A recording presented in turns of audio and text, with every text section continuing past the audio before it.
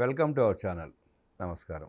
ఆంధ్రప్రదేశ్ రెండుగా విడిపోయిన తర్వాత నవ్యాంధ్ర వచ్చిన తర్వాత నవ్యాంధ్ర రాజధానిగా చంద్రబాబు నాయుడు గారు అమరావతిని రాజధానిగా చేద్దామని నిర్ణయం తీసుకుని రైతులతో మాట్లాడి వారిని ఒప్పించి ల్యాండ్ పూలింగ్ పద్ధతిలో 33,000 ఎకరాలు సేకరించిన పరిస్థితి మనందరికీ తెలిసిందే. ఆ 33,000 ఎకరాల భాగంగా గతంలో అసైన్మెంట్ ల్యాండ్స్, పేదలకు ఇచ్చిన ల్యాండ్స్ కూడా ల్యాండ్ పూలింగ్ పద్ధతిలో ప్రభుత్వం తీసుకుంది. వారికి కూడా న్యాయం చేస్తూ, వారికి కూడా ప్లాట్లు ఇస్తూ, వారికి కూడా కౌలు చెల్లిస్తూ, వారికి అన్యాయం జరగకూడదనే ఉద్దేశంతో చంద్రబాబు నాయుడు గారు తీసుకున్న నిర్ణయాన్ని 2021లో జగన్మోహన్ రెడ్డి ప్రభుత్వం వచ్చిన తర్వాత మంగళగిరి ఆనాటి MLA Alla Ramakrishna Reddy assignment lands వ్యవహారంలో ముఖ్యమంత్రి నారా చంద్రబాబు నాయుడు, మినిస్టర్ నారాయణ అన్యాయానికి పాల్పడ్డారు, అవకతవకలు చేశారంటూ కోర్టుకు వెళ్ళాడు. జిల్లా court, sessions court, high court, supreme court దాకా సాగదీశారు ఆ కేసుని. 100 కోట్ల రూపాయలు ఖర్చు అయి ఉంటుంది ఆ కేసుకి. సుప్రీంకోర్టులో గంటకు ఎలా ఛార్జ్ చేస్తారో అందరికీ తెలుసు. పనికి మాలిన కేసు పెట్టి రాష్ట్రాన్ని అప్రదిష్ట పాలు చేస్తూ అమరావతి నిర్మాణాన్ని అడ్డుకునే ప్రయత్నం చేసిన ఆళ్ల రామకృష్ణారెడ్డి కేసు పెడితే దానికి ప్రభుత్వం న్యాయవాదులు నియమించి పోరాటం చేయాల్సిన పరిస్థితి వచ్చింది. న్యాయవాదులకి ప్రభుత్వం చెల్లించే డబ్బులంటే ప్రజల డబ్బులే. అంటే ఈ లెక్కన తప్పుడు కేసులకి ప్రభుత్వం ఎన్ని 100 కోట్లు ఖర్చు చేయాల్సి వస్తూ ఉందో అర్థమవుతూ ఉంది. ఆళ్ల రామకృష్ణారెడ్డి పెట్టిన కేసుల్ని హైకోర్టు జడ్జిమెంట్ ఇచ్చింది. ఆ జడ్జిమెంట్ సవాల్ చేసి సుప్రీంకోర్టుకు వెళ్ళాడు. సుప్రీంకోర్టులో కూడా తిరస్కరించింది ఆళ్ల రామకృష్ణారెడ్డి పిల్లని. ఈ నేపథ్యంలో ఆ కేసుకు అయిన ఖర్చుల్ని ఎవరి దగ్గర వసూలు చేయాలి? కోర్టులు తేల్చాలి. ఇలా తప్పుడు కేసులు పెట్టిన వారి మీద చర్యలు తీసుకునే ప్రయత్నం కోర్టులు మొదలు పెడితే కానీ కోర్టుల సమయం వృధా కాకుండా ఉంటాయి, ప్రజల డబ్బు దుర్వినియోగం కాకుండా ఉంటుంది. ఇది ఎంతవరకు సబబు, సాధ్యమయ్యే పనేనా తెలుసుకునే ప్రయత్నం చేద్దాం. విశేషంగా మనతో పాటు ఉన్నారు ప్రముఖ ఆర్థిక, రాజకీయ, సామాజిక విశ్లేషకులు కొత్త రవీంద్రబాబు గారు. వారిని మనం విశేషాలు తెలుసుకుందాం.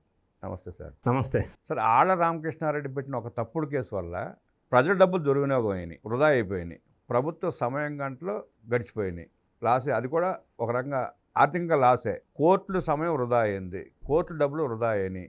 సుప్రీంకోర్టు దాకా సుమారుగా 6-7 సంవత్సరాలు సాగదీస్తే కోట్ల రూపాయలు ఖర్చు అయి ఉంటుంది. తీర్పు ఏమొచ్చింది? ఆ కేసు తప్పుడు కేసు అని తేల్చింది సుప్రీంకోర్టు. ఇప్పుడు ఈ దుర్వినియోగం అయిన, వృధా అయిన ఈ కోట్ల రూపాయలు ఎవరి దగ్గర వసూలు చేయాలి? వసూలు చేసే ప్రయత్నం చేస్తారా? ఎట్లా చూస్తారు? ఖచ్చితంగా వసూలు చేయాలి. ఎందుకంటే మీరు చెప్పింది టాంజబుల్ అమౌంట్ చెప్తున్నారు. అంటే మెజర్ చేయదగ్గ అమౌంట్స్లో ప్రజల సొమ్ము, ప్రభుత్వ సొమ్ము ఫాల్తూ కేసుల వల్ల, రాజకీయ ప్రేరేపిత కేసుల వల్ల నష్టపోతే సామాన్య ప్రజలు కదా నష్టపోయేది, రాష్ట్రం కదా నష్టపోయేది ఒక యాంగిల్. నేను ఇంటాంజిబుల్ మెజర్మెంట్స్ ఇందులో కొన్ని ఉన్నాయి, కొన్ని యాంగిల్స్ ఉన్నాయి. మరి ఇటువంటి కేసులు పెరుగుతూ ఉంటే ఒకటి న్యాయ వ్యవస్థకు ఉన్నటువంటి, న్యాయస్థానాలకు ఉన్నటువంటి వాల్యుబుల్ టైం, ఎంతో వాల్యుబుల్ టైము ఇటువంటి ఫాల్తూ కేసుల వల్ల స్పాయిల్ అయిపోతూ ఉందా? దాని ఇంపాక్ట్ ఏం పడుతుంది? సీరియస్గా కాన్సన్ట్రేట్ చేయాల్సిన ప్రయారిటీ కేసెస్ డిలే అవుతూ ఉన్నాయి. అవి డిలే అయిపోవటం వల్ల కొంతమంది బాధితులు ఇబ్బంది పడుతున్న పరిస్థితులు ఏర్పడతా ఉన్నాయి. మరి వాల్యుబుల్ టైం, కోర్టు వాల్యుబుల్ టైంని కూడా వేస్ట్ చేయటం, మనీ వేస్ట్ చేయటం, దీని ఇంపాక్ట్ మిగతా కేసుల మీద పడటం, ఇటువంటి ఇంటర్లింక్డ్ యాంగిల్స్ చాలా ఉన్నాయి ఇందులో. ఈ నేపథ్యంలో మీరు ప్రస్తావించినట్టుగా ఒక నిర్ణయం అయితే తీసుకోవాల్సిన పరిస్థితికి దారి తీస్తూ ఉంది ఇవి రిపీట్ అవ్వటం వల్ల. సో ఈ కేసు నేపథ్యం మనం ఒకసారి ఎంత ఫాల్తూ కేసు అనేది మనం ఒకసారి వివరించే ప్రయత్నం చేద్దాం. మీరు అన్నట్టుగా అమరావతి అనేది first of it's kind in India. Land pooling ద్వారా ఒక రాజధాని నిర్మాణం చేపట్టడం అనేది ఒక గ్రేట్ ఇనిషియేటివ్, ప్రపంచంలోనే గ్రేట్ ఇనిషియేటివ్, న్యూ ఇనిషియేటివ్. ఇంతవరకు ఎక్కడా జరగలేదు.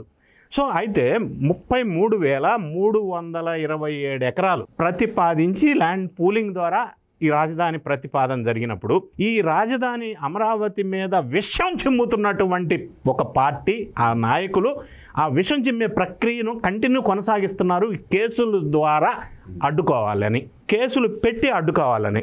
సో ఇందులో ఈ 33,000 ఎకరాల చిల్లర 29 గ్రామాల్లో 27,457 మంది రైతులు స్వచ్ఛందంగా అప్పట్లో భూమి ఇచ్చారు ల్యాండ్ పూలింగ్లో. వాళ్ళకి 1000 గజాలు రెసిడెన్షియల్ ప్లాటు, 250 గజాలు కమర్షియల్ ప్లాటు, ప్లస్ కౌలు, ఇవన్నీ మామూలుగా ఫార్మాట్ ఏదైతే ఉందో అది ప్రొసీజర్ ప్రకారంగా అందరికీ ఇచ్చే ఏర్పాట్లు చేశారు, అయిపోయింది అది. అయితే ఇక్కడ ఇనీషియల్గా మొదట్లో 2017లో ఈ ప్రతిపాదన చేసి తీసుకుంటున్న నేపథ్యంలో ఈ మొత్తం ఏరియాలో 2600 ఎకరాలు ఈ అసైన్ ల్యాండ్స్ ఉన్నాయి. సో అసైన్ ల్యాండ్స్ అంటే ఏంటంటే ప్రభుత్వం పేదలకు ఇచ్చినటువంటి భూమి. ప్రభుత్వ భూమి అది పేదలకు ఇచ్చింది, అప్పట్లో ఇచ్చింది. ఎందుకు ఇచ్చింది అంటే పేదల బ్రతుకు తెరువు కోసం సాగు చేసుకొని బతుకుతారు, జీవనోపాధి కోసం ఒకటి. రెండోది వాళ్ళు ఎప్పటికీ సాగు చేసుకోవాలా, వేరే భూస్వామి వచ్చి ఇది లాక్కొని గుంజుకోకూడదని ఉద్దేశంతో అమ్మకూడదు, కొనకూడదు. ఎందుకంటే వేరే వాళ్ళు కొనుక్కుంటే మళ్ళీ వీళ్ళు నిరాశ్రయులు అవుతారు కాబట్టి. పట్టా ఇచ్చినప్పుడు పట్టాలు స్పష్టంగా ఉంటుంది, ప్రభుత్వం అవసరం అయితే మళ్ళీ తీసుకుంటున్నారు అది. ఎస్, ఆఫ్ కోర్స్ ప్రజా ప్రయోజనాలార్థం ప్రభుత్వం ఒక నిర్ణయం తీసుకుంటే government can take it back. అయితే ఈ 2600 ఏకర్స్ అసైన్ ల్యాండ్ ఉంది కాబట్టి ఆ అసైన్ ల్యాండ్ ఓనర్స్కి మిగతా రైతులకు ఇచ్చినట్టుగా కాంపన్సేషను, ఈ ఫెసిలిటీస్, ఈ ఫార్ములాలు అప్లికబుల్ చేయాలా వద్దా అనే చర్చ జరుగుతున్న నేపథ్యంలో ఐఎమ్ టాకింగ్ అబౌట్ 2017. సో ఆ సంవత్సరాల్లో ఆ ఇనిషియల్ స్టేజెస్లో ఈ అసైన్ ల్యాండ్స్ ఉన్నటువంటి రైతులు, సాగు చేసుకుంటున్నటువంటి రైతులు ఒక రిక్వెస్ట్ చేశారు సిఆర్డిఏకి, మిగతా రైతులకు ఇచ్చినట్టే మాకు కూడా కాంపన్సేషన్ ఇవ్వండి, లేకపోతే మేము ఏ ఆధారంతో బతకాలి, గవర్నమెంట్ ఇచ్చిన ల్యాండే మీరు తీసుకోండి కానీ మిగతా వాళ్ళకి ఇచ్చినట్టుగా మాకు కాంపన్సేషన్ ఇవ్వండి, ప్లాటింగ్ రిటర్నబుల్ ప్లాట్స్ ఇవ్వండి అని రిక్వెస్ట్ చేశారు. బేస్డ్ ఆన్ ద రిక్వెస్ట్ ఈ ప్రతిపాదన మరి వాళ్ళకు కూడా లబ్ధి పొందాలి, ఇంతమంది రైతులకు ఉపయోగపడుతుంది, మిగతా వాళ్ళకి ఇచ్చాం కదా గవర్నమెంట్కి పెద్ద నష్టం లేదు, వాళ్ళకి ఉపయోగం జరుగుతుంది, larger interest of the farmers. Government ఏం చేసిందంటే జీవో నంబర్ 41 రిలీజ్ చేసి ఈ అసైన్ ల్యాండ్ ఓనర్స్కి కూడా ఈ యాక్చువల్గా రూల్ ప్రకారం అక్కర్లేదు కానీ keeping in view of the larger interest అనుకొని వాళ్ళకి బెనిఫిట్ జరుగుతుంది అనుకొని వాళ్ళకి కూడా మిగతా వాళ్ళకి ఇచ్చినట్టు ఇచ్చారు. ఇచ్చి వాళ్ళ దగ్గర నుంచి తీసుకున్నారు 2600 ఎకరాలు. ఇది జరిగిన తర్వాత మీరు ప్రస్తావించినట్టుగా ఆ ప్రాంతపు అప్పటి ఎమ్మెల్యే ఆళ్ల రామకృష్ణారెడ్డి అభియోగాలు ఏంటంటే ఈ 2600 ఎకరాలు వీళ్ళు ముందుగానే, అంటే ప్రభుత్వంలో చంద్రబాబు నాయుడు గారు, నారాయణ గారికి తెలుసు అసైన్ ల్యాండ్ మళ్ళీ వీళ్ళు తీసుకుంటారు, ఇస్తారు అని, వాళ్ళు ముందుగానే అసైన్ ల్యాండ్ ఓనర్స్కి తెలియదు కదా ఈ విషయం, ఫస్ట్ ప్రభుత్వ నిర్ణయం. సో వాళ్ళ దగ్గర నుంచి అతి తక్కువ ధరతో వీళ్ళు కొనేసుకున్నారు. కొనుక్కున్న తర్వాత ఈ నిర్ణయం తీసుకొని జీవో నంబర్ 41 తీసుకొచ్చేసి వాళ్ళకి పేమెంట్స్ ఇచ్చారు.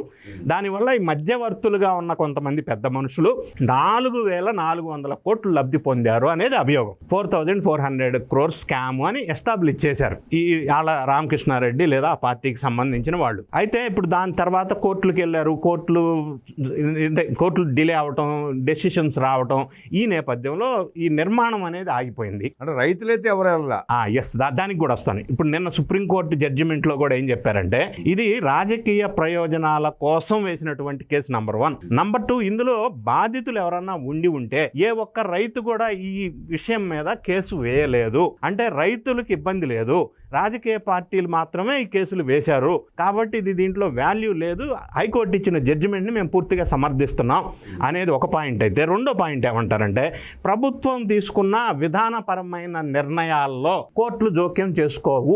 ఎందుకంటే it is a policy decision taken by the government, not by the individual. GO number 41 cabinet తీర్మానం, తర్వాత అసెంబ్లీ ఆమోదించిన తర్వాత జీవో రిలీజ్ అయింది. It is a policy decision. కాబట్టి ఇండివిజువల్గా అంటే క్రిమినల్ కేసు పెట్టారు. ఇండివిజువల్గా క్రిమినల్ కేసుకి ఇది దారి తీయదు కదా ఒకటి. రెండోది సిఆర్డిఏ అధికార పరిధిని 146 జీవో ప్రకారంగా నిర్ణయించారు. అది ఒక డెసిషన్ తీసుకున్నప్పుడు ఒక వ్యవస్థలో అది ఇండివిజువల్గా వీళ్ళు లబ్ధి పొందారు అనే కేసు చెల్లదు అని చెప్పి సుప్రీంకోర్టు వ్యాఖ్యలు చేసింది. సో వీళ్ళు అనేది ఏంటంటే వీళ్ళు ఇట్లా మ్యానిపులేట్ చేసి ఈ కేసు అనేది ఏదో ఎస్టాబ్లిష్ చేశారు. దీనివల్ల జరిగిన నష్టం ఏంటి ఆంధ్రప్రదేశ్కి, రాజధాని కంటే ఈ అక్విజిషన్ డిలే అయిపోయింది, దానివల్ల కన్స్ట్రక్షన్ డెవలప్మెంట్ డిలే అయిపోయింది. తర్వాత కోర్టు కేసుల్లో మీరు అన్నట్టుగా మళ్ళీ ఈ ప్రజల సొమ్ము మళ్ళీ ప్రభుత్వం ఇన్వెస్ట్మెంట్ చేయాల్సి వచ్చింది. సంవత్సరాల తరబడి ఈ పబ్లిక్ మనీ వేస్ట్ అయిపోయింది, కోర్టు టైం వేస్ట్ అయిపోయింది. రాజకీయ ప్రేరేపితమైన కేసులు విధానపరమైన నిర్ణయాలు తీసుకున్నప్పుడు ఇండివిజువల్గా ఎలా ఆపాదిస్తారు?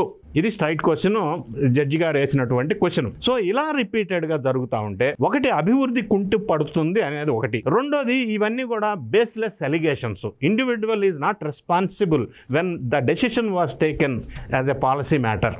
కాబట్టి ఇది వర్తించదని కోర్టులు క్లియర్గా వ్యాఖ్యానించారు. అధ్యయనం చేసినాయి. మరి ఇట్లాంటి అనవసరంగా ప్రజల్లో ఒక ఈ వేరే రకంగా మెసేజ్ ఇవ్వటం కోసం, రాజకీయ ప్రేరేపితం కోసం, కోర్టు సమయాన్ని వాల్యుబుల్ టైంని వృధా చేయటం కోసం, వీళ్ళు లబ్ధి పొందాలన్న దురాలోచన కోసం ఇంత వ్యవస్థల్లో ఉన్న లొసుగుల్ని కేసు వేయొచ్చు కదా అని వేసేస్తే దీన్ని నష్టాన్ని ఎవరు భరించాలి అనేది కోర్టులు, న్యాయ వ్యవస్థ ఒక నిర్ణయం తీసుకోవాలా. ఇటువంటి మళ్ళీ జరగకుండా, రిపీటెడ్గా జరగకుండా ఉండాలి అంటే ఇటువంటి వ్యక్తుల మీద, ఈ పార్టీల మీద తీవ్రమైన చర్యలు తీసుకోవాలా. మళ్ళీ ఇటువంటికి పాల్పడకుండా ఉండాలి అని ఒక మెసేజ్ వెళ్ళాలా స్ట్రాంగ్గా. స్పష్టమైన ఆదేశాలు ఇవ్వాలి. గతంలో కూడా జగన్మోహన్ రెడ్డి ముఖ్యమంత్రిగా ఉన్నప్పుడు కూడా ఆనాడు మాజీ ముఖ్యమంత్రి చంద్రబాబు నాయుడు మీద తప్పుడు కేసులు పెట్టారు. ఏ ఆధారం లేకుండా ఆయన 53 రోజులు జైల్లో పెట్టారు. కోర్టులకి, పోలీసులకి, జైలుకి ఎంత ఖర్చు ఉంటుంది? 800 కోట్లు ఖర్చు ఉంటుంది. ప్రభుత్వం డబ్బులు ఎంత దుర్వినియోగం అయి ఉంటాయి. జగన్మోహన్ రెడ్డి ఆ పార్టీ నాయకులు పెట్టిన కేసుల వల్ల ఖర్చు పెట్టిన మొత్తం 100 కోట్లు ఎంత అయితే అంత వాళ్ళ దగ్గర నుంచి రికవరీ చేయాలి అంటే ప్రభుత్వం చేసే అవకాశం ఉందంటారా? కోర్టులో నిర్ణయం తీసుకునే అవకాశం ఉందా? ఇక్కడ 1 అధికార దుర్వినియోగం, 2 ప్రజాధనం దుర్వినియోగం. ఇక్కడ 2 అంశాలు ఉన్నాయి. 3వ అంశం ఏంటంటే దీనివల్ల న్యాయ వ్యవస్థ కొంత కుంటుపడుతుంది. ఎందుకంటే వాళ్లకున్న ప్రయారిటీ సీరియస్ కేసెస్ టేకప్ చేయలేకపోతున్నారు. లక్షల కేసుల్లో దాదాపు 56% ఈ కేసులే. ఇటువంటి వాటి వల్ల మిగతా ప్రయారిటీగా సాల్వ్ చేయాల్సిన కేసుల వల్ల నష్టపోతున్నారు ప్రజలు. ఒకటి అల్టిమేట్గా ఓవరాల్గా చూస్తే అల్టిమేట్గా ఏ విధంగా ఏ యాంగిల్లో చూసినా కూడా ప్రజలు నష్టపోతున్నారు, స్టేట్ నష్టపోతుంది. ఇటువంటి ఆర్థిక నేరస్తులు ఈ విధమైన రాజకీయ ఉద్దేశాలతో కేసులు వేసుకుంటూ పోతే, గతంలో చాలా కేసులు ఇలానే కొట్టేశారు. మరి అది ఎంత టైం వేస్ట్ అయింది, ఎంత ఇన్వెస్ట్మెంట్ వేస్ట్ అయింది. మరి దానికి బాధ్యత ఈ కేసులు వేసిన వాళ్ళు తీసుకుంటారా? ఎవరు తీసుకోవాలనేది కూడా న్యాయ వ్యవస్థ ఒక నిర్ణయం తీసుకోవాల్సిన పరిస్థితి ఇప్పుడు నీడ్ ఆఫ్ ద అవర్గా అనిపిస్తూ ఉంది. సాక్ష్యాధారాలు లేకుండా సుప్రీంకోర్టు దాకా సాగదీసిన కేసుల్లో కోర్టులు కొట్టివేసిన కేసులన్నింటినీ చూసి ఎవరైతే తప్పుడు కేసులు పెట్టారో వారి వద్ద నుండే రెవెన్యూ రికవరీ యాక్ట్ కింద వారి వద్ద నుంచి వసూలు చేసి ప్రభుత్వానికి జమ చేయాల్సిన అవసరం ఉందంటూ విశ్లేషించిన రవీంద్రబాబు గారికి ధన్యవాదాలు తెలియజేస్తూ నమస్కారం.